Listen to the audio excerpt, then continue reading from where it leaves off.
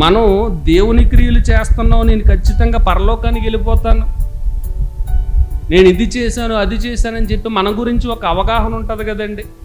సంఘంలో చేర్చబడిన నాటి నుండి ప్రతి ఆదివారం తప్పకుండా వచ్చేస్తున్నాను, ప్రతి కార్యక్రమానికి నా వంతు సహాయం ఇస్తున్నాను, నేను చక్కగా పాటలు పాడుతున్నాను, వాక్యం నేర్చుకుంటున్నాను, ప్రతి తరగతికి కూడా అటెండ్ అయిపోతున్నాను, బైబిల్ చదువుకుంటున్నాను, ప్రార్థన చక్కగా చేసుకుంటున్నాను, వాక్యం నేర్చుకుని అందరికి బోధిస్తున్నాను, సువార్తలకు వెళ్తున్నాను, సెమినార్లకు వెళ్తున్నాను, సభలు జరిగిస్తున్నాను, నా కష్టార్జితాన్ని ఇస్తున్నాను. ఇవన్నీ నీతి క్రియలు, ఇవన్నీ దైవ సంబంధమైన క్రియలు.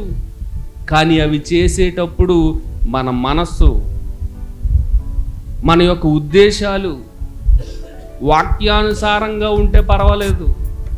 లోకములో మనుషుల ఘనత కొరకు, మన స్వార్థం కోసం మనం కుయుక్తితో ఏమైనా క్రియలు చేస్తే అవన్నీ నిర్జీవమైన క్రియలుగా పరిగణించబడతాయి.